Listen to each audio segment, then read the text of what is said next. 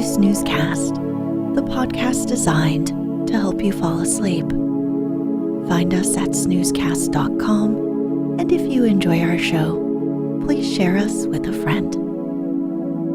If you would like to get an email once a week with upcoming sleep stories and other news, subscribe to this newsletter at snoozecast.com. This episode is brought to you by Milk White Horses. Tonight, we'll read the fairy tale Felicia and the Pot of Pinks, written by Madame Delnoy and found in the Blue Fairy Book edited by Andrew Lang. The pot of pinks in this story refers to a type of dianthus flower known as garden pinks. Its name is not due to the pink color, but rather to the serrated edges of the petals, which look like they were cut with pinking shears. In fact, the color pink may be derived from this particular flower. If you enjoy this story, be sure to listen to our many other fairy tales written by Madame Delnoy, including The Yellow Dwarf, Princess Belle-Etoile, The White Cat, and The White Doe.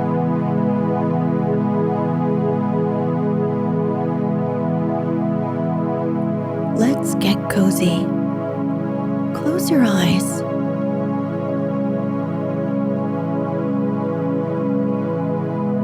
Relax your body into the softness of your bed.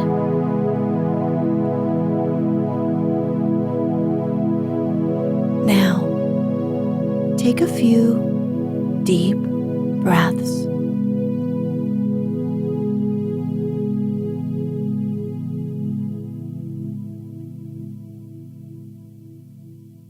Once upon a time, there was a humble laborer who, feeling that he had not much longer to live, wished to divide his possessions between his son and daughter, whom he loved dearly.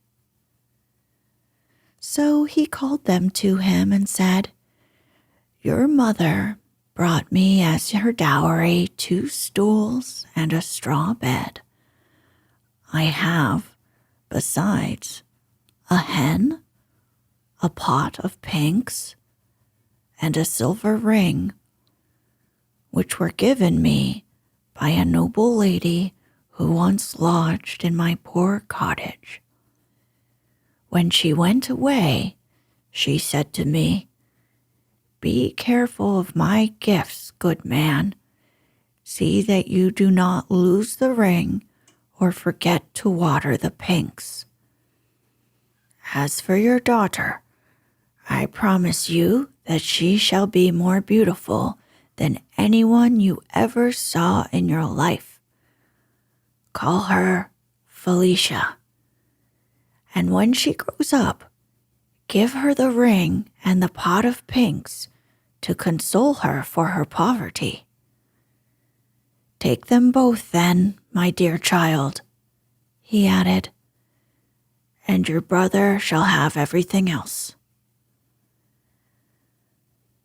The 2 children seemed quite contented, and when their father died, they wept for him and divided his possessions as he had told them.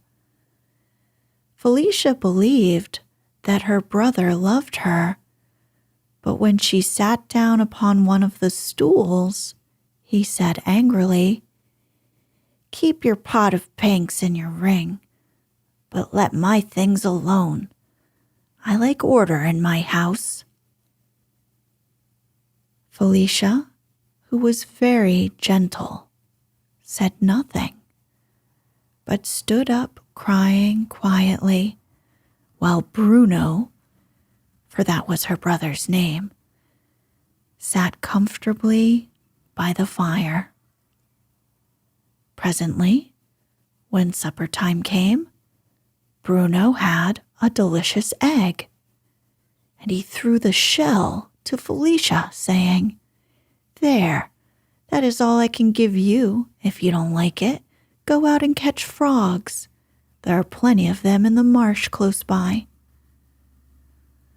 Felicia did not answer, but she cried more bitterly than ever and went away to her own little room. She found it filled with the sweet scent of the pinks, and, going up to them, she said sadly, "Beautiful pinks, you are so sweet and so pretty. You are the only comfort I have left. Be very sure that I will take care of you and water you well, and never allow any cruel hand to tear you from your stems." As she leaned over them, she noticed that they were very dry. So, taking her pitcher, she ran off in the clear moonlight to the fountain, which was at some distance. When she reached it, she sat down upon the brink to rest, but she had hardly done so when she saw a stately lady coming toward her, surrounded by numbers of attendants.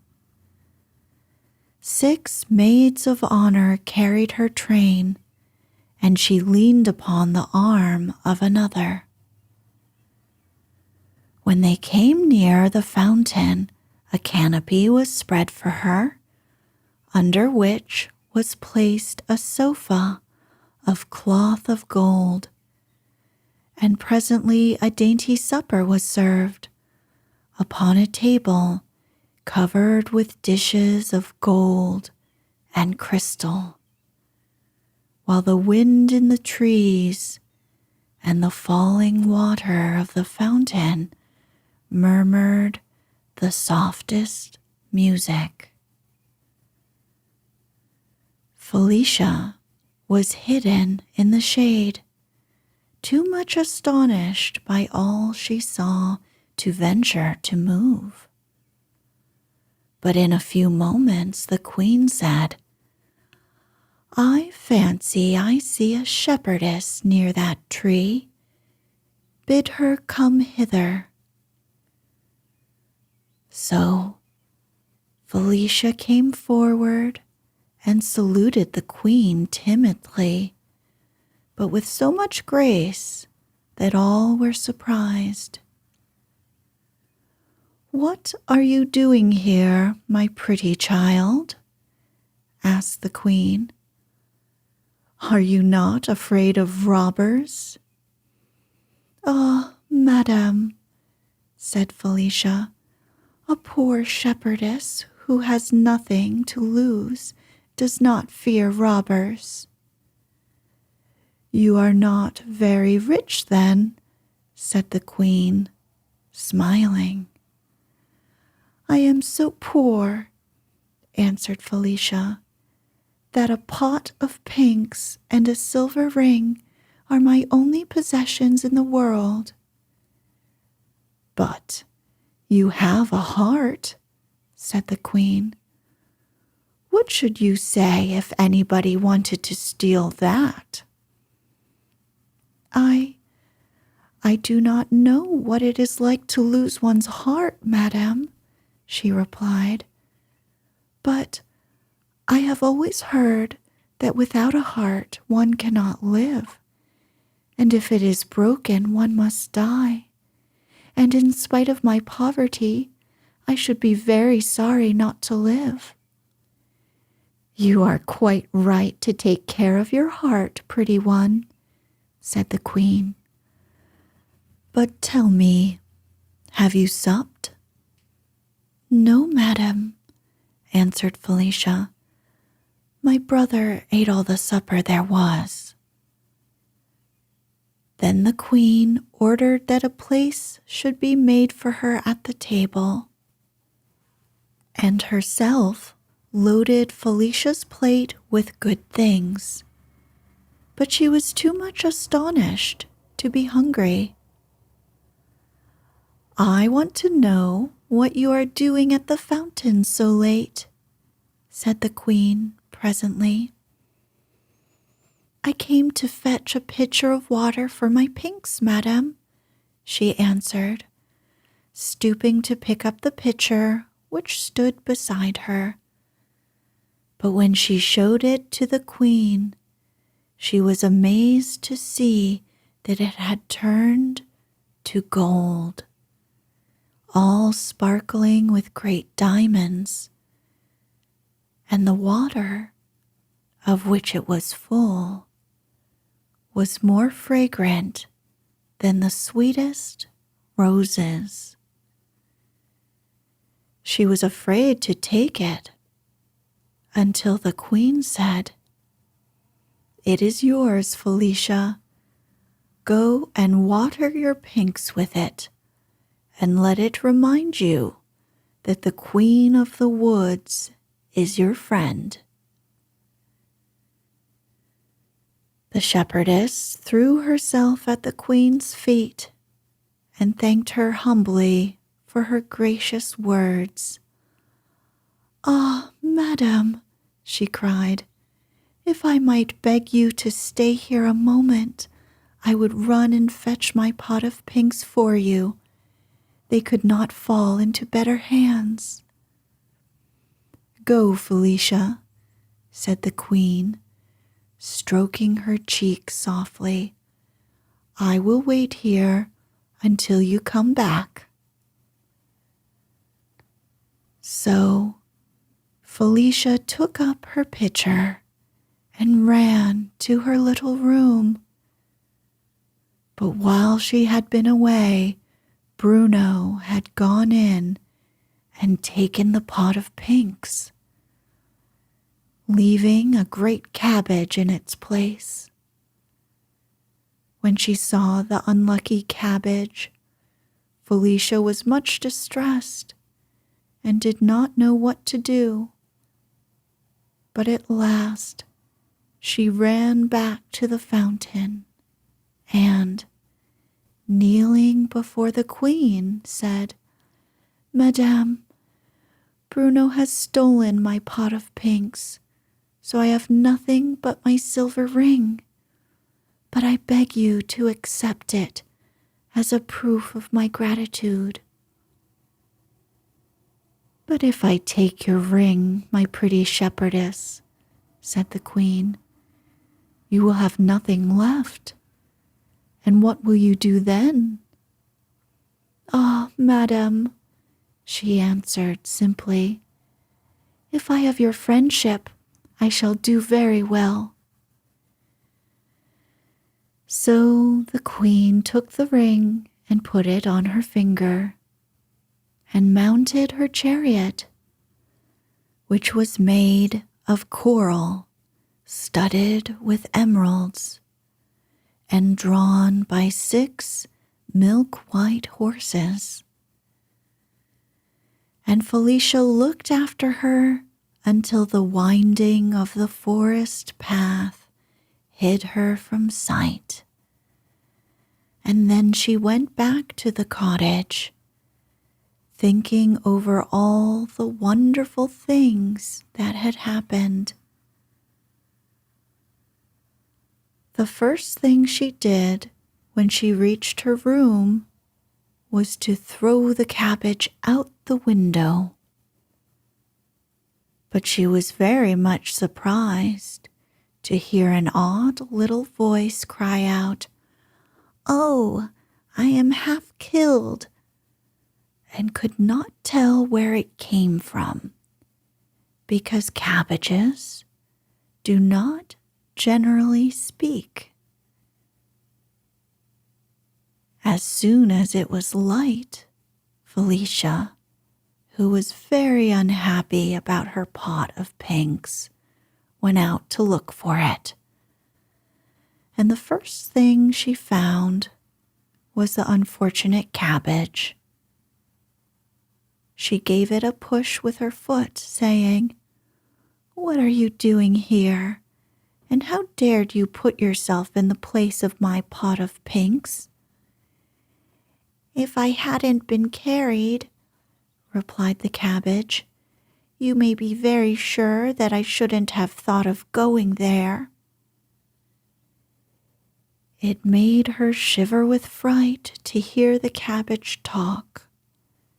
But he went on, "If you will be good enough to plant me by my comrades again, I can tell you where your pinks are at this moment, hidden in Bruno's bed." Felicia was in despair when she heard this, not knowing how she was to get them back.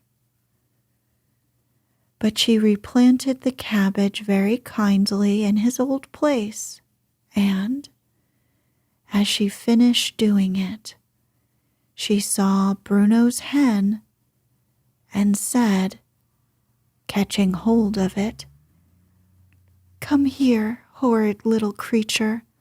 You shall suffer for all the unkind things my brother has done to me." "Ah, shepherdess," said the hen, "don't harm me. I am rather a gossip, and I can tell you some surprising things you will like to hear. Don't imagine that you are the daughter of the poor laborer who brought you up. Your mother was a queen who had 6 girls already, and the king was angry unless she had a son who could inherit his kingdom. So when the queen had another little daughter, she was quite frightened and agreed with her sister, who was a fairy, to exchange her for the fairy's little son. Now the queen had been shut up in a great tower, and when a great many days went by and still she heard nothing from the fairy, she made her escape from the window by means of a rope ladder, taking her little baby with her. After wandering about until she was very cold and tired, she reached this cottage. I was the laborer's wife, and was a good nurse, and the queen gave you into my charge, and told me all her misfortunes, and then she died before she had time to say what was to become of you. As I never in all my life could keep a secret, I could not help telling this strange tale to my neighbors, and one day a beautiful lady came here, and I told it to her also. When I had finished, she touched me with a wand she held in her hand, and instantly I became a hen, and there was an end of my talking. I was very sad, and my husband, who was out when it happened, never knew what had become of me. After seeking me everywhere, he believed that I must have died, maybe been eaten by wild beasts in the forest. That same lady came here once more and commanded that you should be called Felicia, and left the ring and the pot of pinks to be given to you. And while she was in the house, 25 of the king's guards came to search for you, doubtless meaning to take you away. But she muttered a few words, and immediately they all turned into cabbages. It was one of them whom you threw out of your window yesterday." I don't know how it was that he could speak.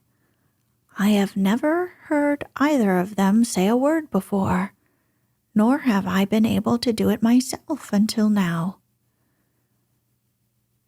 The princess was greatly astonished at the hen's story, and said kindly, "I am truly sorry for you, my poor nurse, and wish it was in my power to restore you to your real form. But we must not despair. It seems to me, after what you have told me, that something must be going to happen soon. Just now, however, I must go and look for my pinks, which I love better than anything in the world."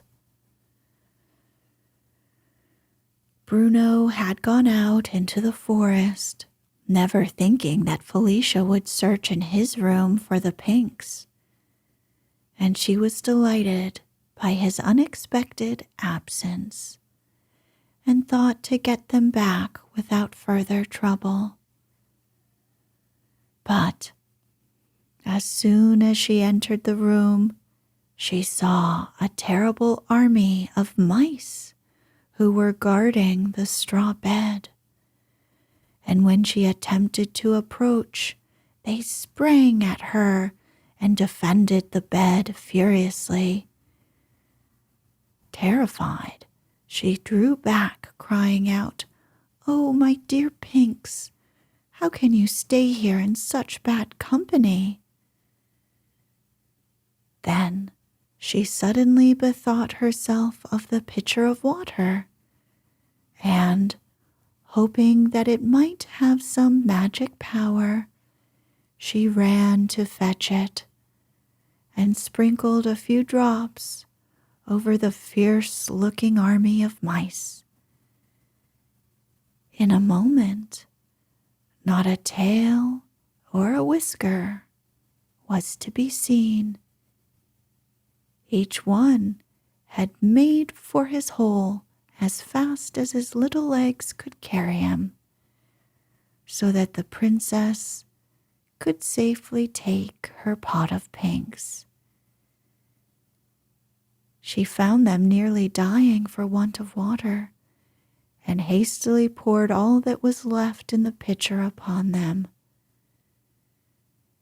As she bent over them, enjoying their delicious scent, a soft voice that seemed to rustle among the leaves said, "Lovely Felicia, the day has come at last when I may have the happiness of telling you how even the flowers love you and rejoice in your beauty." The princess, quite overcome by the strangeness of hearing a cabbage, a hen, and a pink speak, and by the sight of that army of mice just before, suddenly became very pale and fainted away. At this moment, in came Bruno. Working hard in the heat had not improved his temper, and when he saw that Felicia had succeeded in finding her pinks, he was so angry that he dragged her out into the garden and shut the door upon her.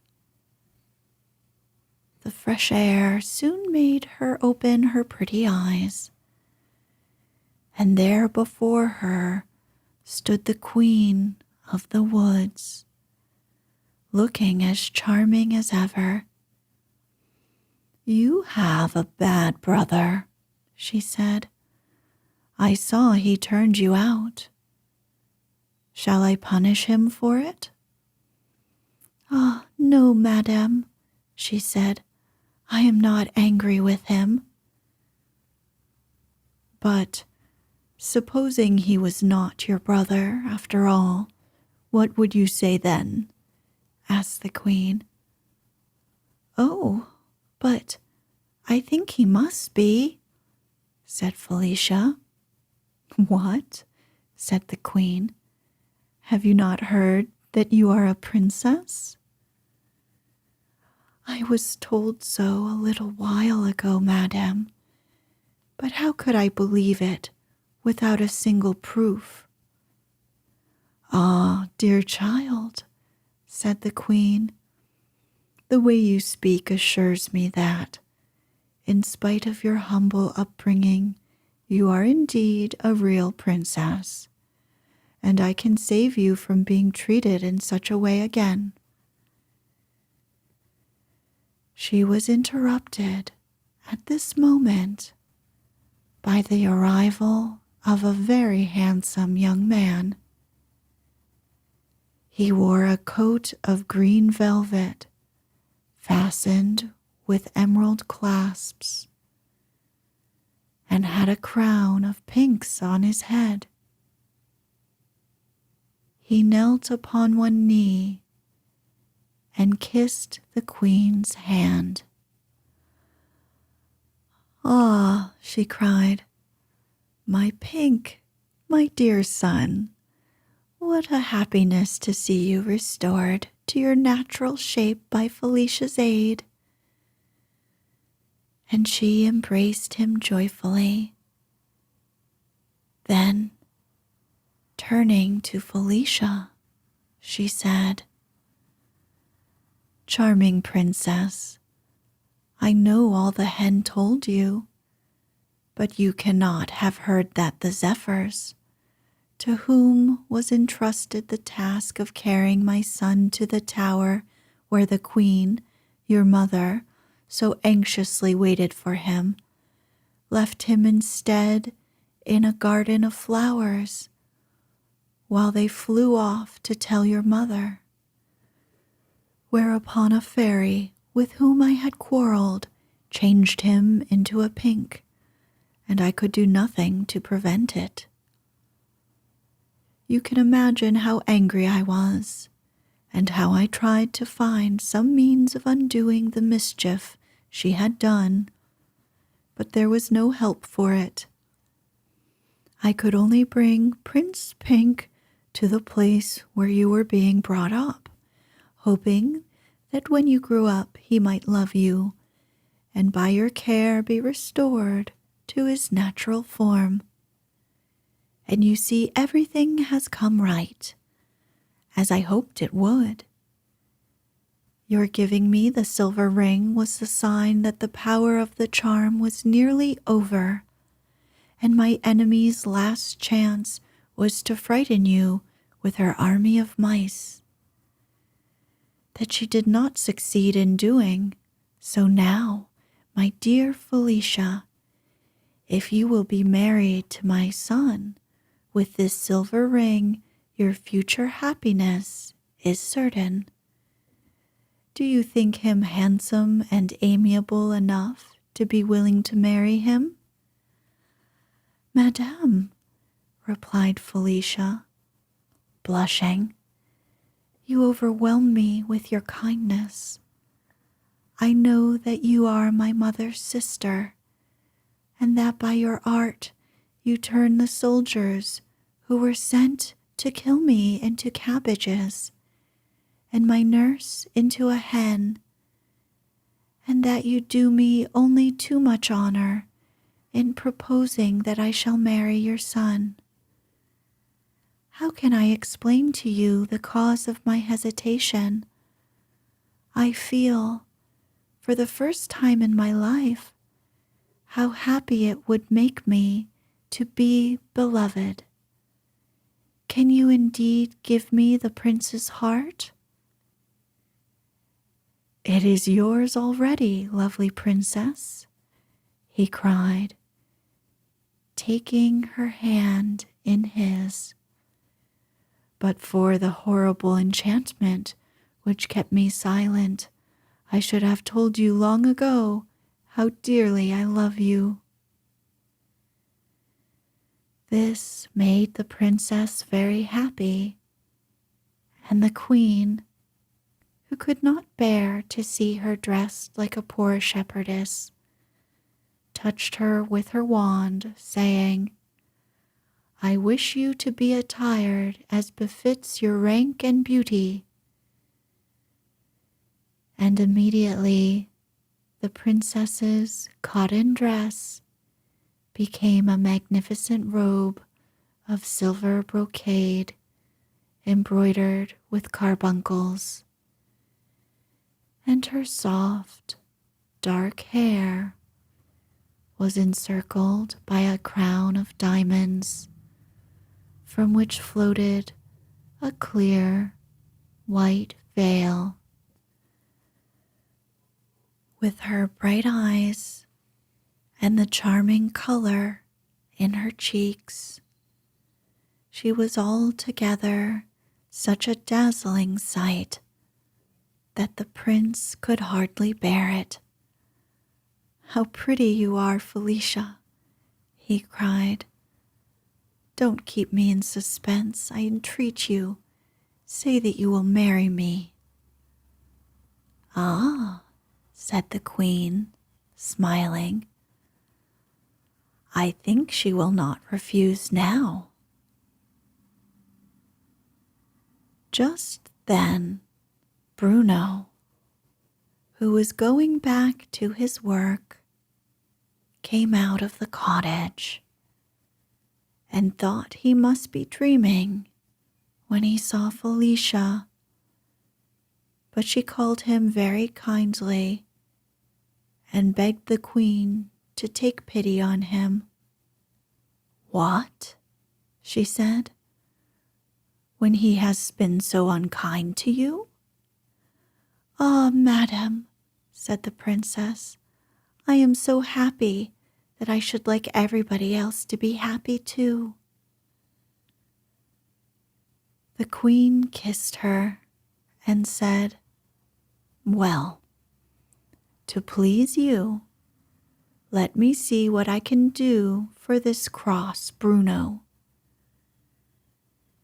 And with a wave of her wand, she turned the poor little cottage into a splendid palace full of treasures. Only the 2 stools and the straw bed remained just as they were, to remind him of his former poverty. Then the queen touched Bruno himself and made him gentle and polite and grateful, and he thanked her and the princess 1,000 times. Lastly, the queen restored the hen and the cabbages to their natural forms and left them all very contented. The prince and the princess were married as soon as possible with great splendor and lived happily ever after.